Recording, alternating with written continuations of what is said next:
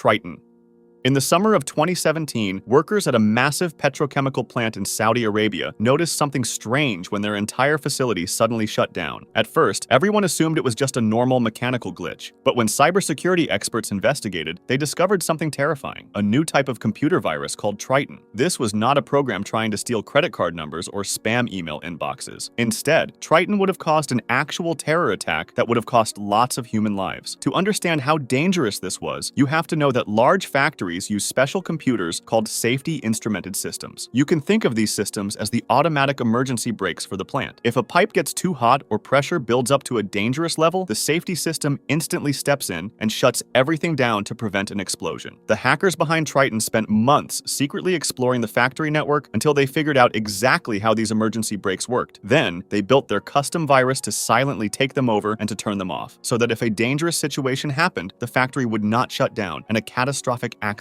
would follow. Fortunately, the attackers made a tiny mistake in their computer code. While they were trying to reprogram the safety system, they accidentally triggered it instead. The safety computers did exactly what they were originally built to do and safely shut down the entire plant, which ruined the hackers' silent plan and alerted the plant managers that something was wrong. A huge explosion was avoided, and lots of lives were saved. Incontroller. In the spring of 2022, security experts discovered a massive digital weapon before the hackers had the chance to pull the trigger. This could have ended very badly, potentially becoming one of the worst cyber attacks in history. To understand why it was so scary, you have to know a little bit about how modern factories and power plants work. They rely on special, tiny computers that are built directly into the machinery, known as PLCs. These little devices control things like how fast a robotic arm moves, how much pressure is in a gas pipe, or when a water valve should open. Incontroller was a highly advanced, customizable toolkit created specifically to hack into PLCs. Once the software snuck into a facility, it allowed the attackers to take complete control of the machinery from thousands of miles away. Because the hackers had total access, the worst-case scenarios were truly terrifying. For example, if the virus targeted a liquid natural gas facility, the attackers could have commanded the systems to push the pressure inside the pipes far beyond safe limits. Since they could also turn off the automatic safety alarms, the human workers would have no idea anything was wrong until the pipes actually exploded. In a major power plant, the hackers could have flipped the digital switches that control electricity flow, instantly plunging entire cities or hospitals into total darkness for days. If they attacked a water treatment plant, they could have forced the valves wide open to flood local neighborhoods with untreated sewage or shut off the clean drinking water supply. They could even target the rapid spinning motors inside heavy manufacturing robots, forcing them to move at uncontrollable speeds until the machines literally tore themselves apart, which could seriously injure any workers standing nearby. What made Incontroller so unique in the history of cybersecurity was how professional and adaptable it was. Older industrial viruses were usually built for one specific target and could not easily be used anywhere else. Incontroller, however, was designed to be easily changed and reused at different types of facilities all over the world. This type of flexibility is usually a huge strength in digital scenarios. Take, for example, today's sponsor, Abacus.AI. Instead of having to buy dozens of different expensive subscriptions, Abacus.AI puts all the top LLMs in one single place. They have ChatGPT 5.4, Gemini 3.1 Pro, Claude Opus 4.6, Grok 4.1, DeepSeek, and more, in one single place. Paying for all these top-tier AI tools separately would cost a fortune. But Abacus.AI bundles all of them for just $10 a month. Most of the time, though, it's hard to choose which LLM is best for your task, and that's where their Root LLM feature shines. It automatically picks the absolute best model for your specific prompt, so you always get the best answer. It doesn't just stop at text prompts, though. Abacus.AI gives you the best AI image generators like Nano Banana Pro and Flux, alongside top-notch video generation like Kling 3.0. You can even use it to automatically create deeply researched professional PowerPoint presentations in seconds.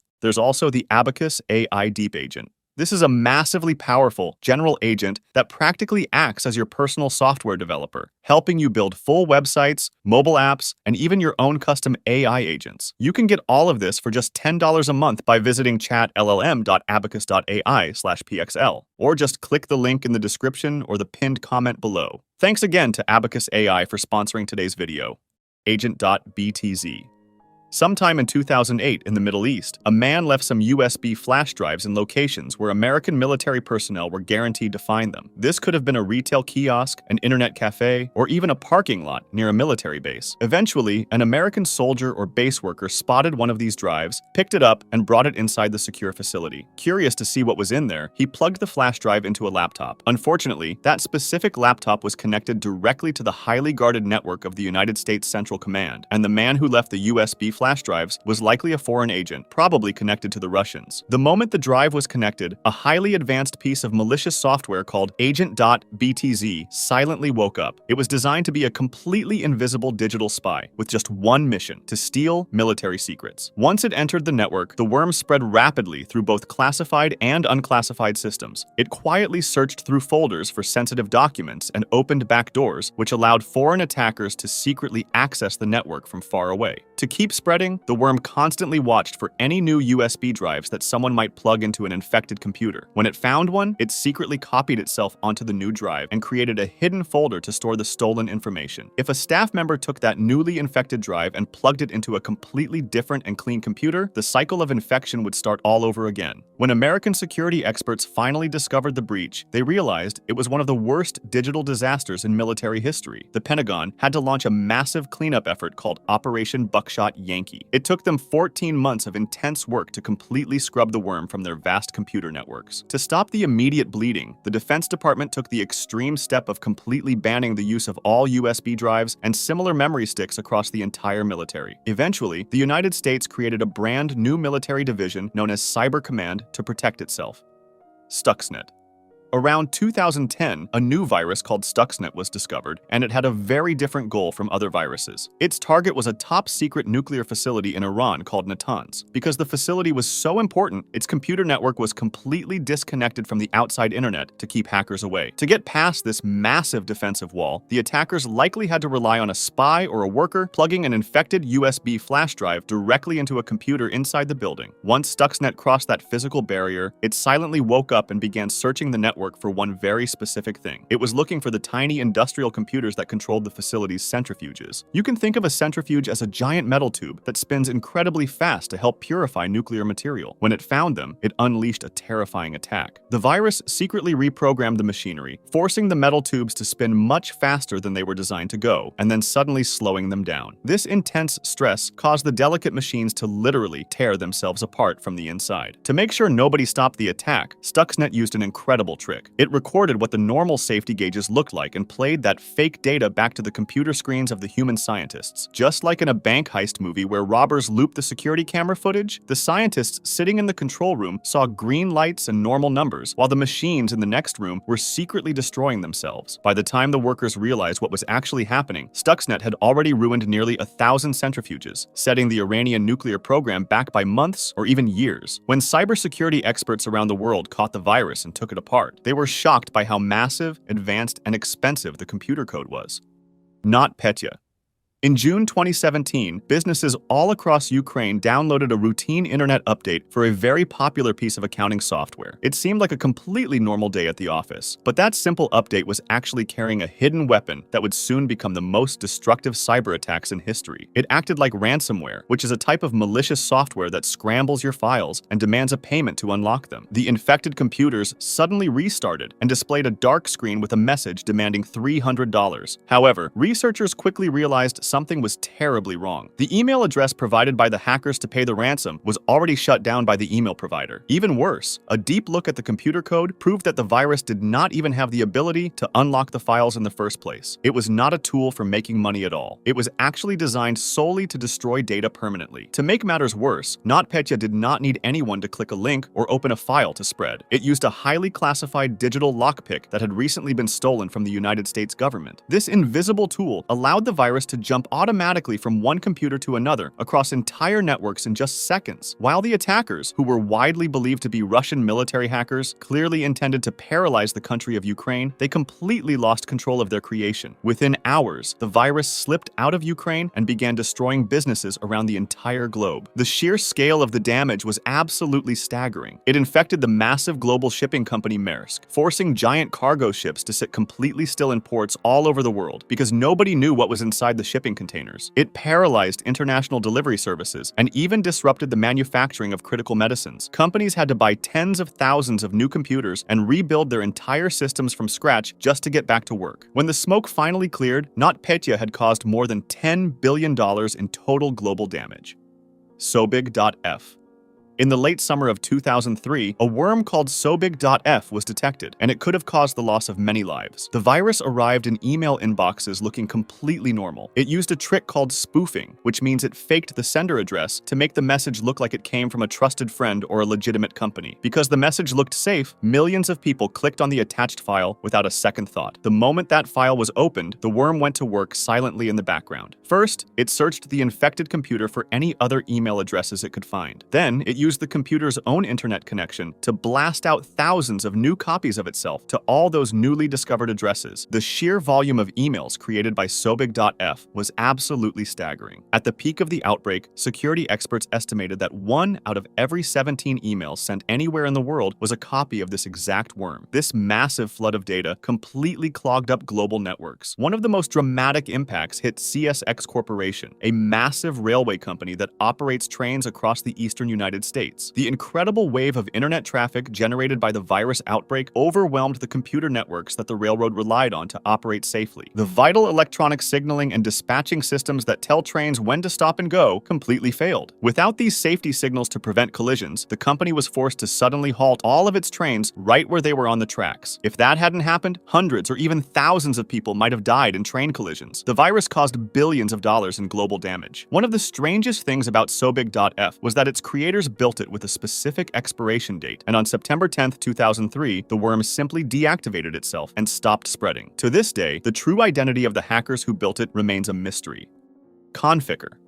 By late 2008, the internet was safer than in its earlier days in most people's minds, as security programs such as antivirus software were getting better and better. However, in November of that year, a new threat appeared. This was the Conficker worm. It took advantage of a hidden flaw in the Microsoft Windows operating system. Microsoft had actually released a fix for this flaw a month earlier, but millions of people in large organizations had not installed the update yet. Once Conficker snuck into a computer, it acted like a highly trained spy. First, it turned off the automatic backup and security tools so the computer could not protect itself. Then, it blocked the machine from visiting any website that provided antivirus software. This made the worm incredibly hard to remove. It didn't stop there, though. It was smart enough to copy itself onto portable USB memory sticks. If a person plugged an infected USB drive into a clean computer, that new computer would get infected almost instantly. As it spread, Conficker secretly linked all these infected machines together into a giant network called a botnet. You can think of a botnet as a remote-controlled robot army waiting for orders from a hidden commander. To make sure nobody could shut this army down, the virus used a very clever trick. Every single day, it generated a list of tens of thousands of random web addresses. It only needed to successfully connect to one of those addresses to receive new instructions from its creator. Security experts around the globe worked together to guess the addresses and block them, but the virus was too fast and unpredictable. This was the largest botnet ever created, and is still one of the biggest ones in history. The whole world waited in fear to see what this massive robot army would be ordered to do next. People expected a huge attack that would crash global networks, but strangely, that big attack never happened. The unknown creators of Conficker used the network for a few small spam campaigns and then seemed to abandon it. Hospitals in the United Kingdom had to delay medical scans, and the French military even had to ground some of their airplanes because their computer systems were compromised, but nothing at a global scale. At its peak, Conficker infected up to 15 million computers around the world, and even now, nobody knows exactly who built this massive threat or what their ultimate goal really was.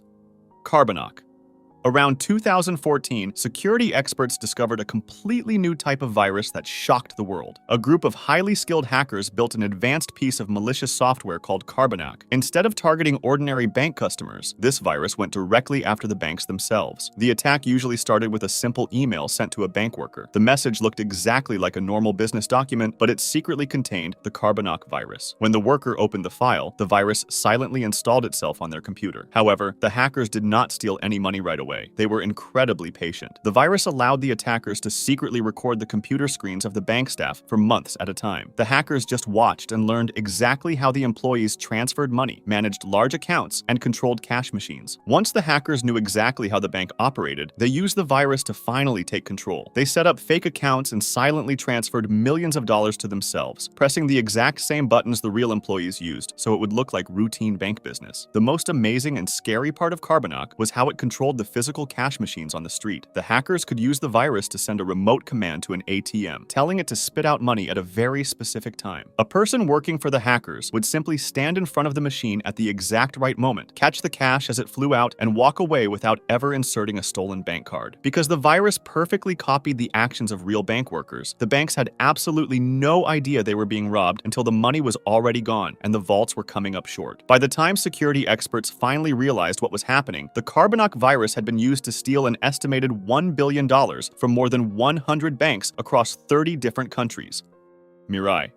By the year 2016, smart devices became more and more used in people's homes. This wave of new technology was incredibly convenient, but it came with a massive hidden flaw. Most of these devices were shipped from the factory with extremely simple default passwords like admin or 12345, and ordinary people almost never bothered to change them. A group of young computer gamers realized they could use this laziness to their advantage and created a piece of malicious software called Mirai, which is the Japanese word for future. Mirai was designed to constantly roam the internet looking for these vulnerable smart devices. When it found a camera or a router, it simply tried logging and using a short list of those common factory passwords. Since millions of devices were totally unprotected, Mirai easily slipped inside. Once infected, the device became a hidden zombie. It would function normally, so the owner had absolutely no idea anything was wrong. However, deep inside its memory, the device was now secretly taking orders from the hackers. Mirai also linked hundreds of thousands of these infected household gadgets together into a massive botnet. At first, the creators just used this army to attack rival servers in the video game Minecraft. But in October of 2016, they unleashed their digital army on a much bigger target. They ordered every single infected camera and router around the world to repeatedly send meaningless junk data to a company called DIN. DIN acted like a giant directory for the internet, helping computers find major websites. The flood of junk traffic from the Mirai botnet was so enormous that it completely overwhelmed DIN and caused its systems to crash. Because this critical internet phone book was down, huge parts of the web suddenly stopped working. Millions of people across North America and Europe found themselves entirely unable to access popular websites like Netflix, Twitter, and Reddit for several hours. The attack was a massive shock to the technology industry. Kournikova. In the early 2000s, people were just getting used to sending messages on the internet, and it was very common to open files sent by friends without worrying too much about safety. In February 2001, this changed. A 20-year-old student from the Netherlands named Jan de Wit used a simple and free program he found online to build a virus in just a few minutes. He did not even know how to write complex computer code himself. He named his creation after Kournikova, who was a very famous tennis player at the time. The trick he used was incredibly simple, but highly effective. People received an email with a subject line that made it look like a message from a friend. Inside was an attached file that appeared to be a photo of the tennis star. However, the file was actually a hidden script. Because the email almost always came from a familiar name, the victim just clicked on the file. Once opened, the virus immediately looked inside the person's email software and found their contacts. It then secretly sent a copy of itself to every single person on that contact list. When those friends received the fake picture, they would click on it and the cycle would repeat. Unlike other viruses that destroyed important documents or stole passwords, the Kournikova virus did not actually damage the files on the computers it infected. The real problem was the massive wave of email traffic it created. The virus spread so fast that corporate email servers around the world became completely choked with millions of junk messages and simply crashed. Large businesses and government offices had to shut down their email systems entirely just to clean out the mess and stop the spread. The situation grew so huge and caused so much global panic that the young creator actually became scared of what he had unleashed. Just a few days after releasing the virus, he walked into a local police station in his hometown and confessed to his crime. If you want to discuss this video or suggest an idea for the next one, join my Discord, link in the description.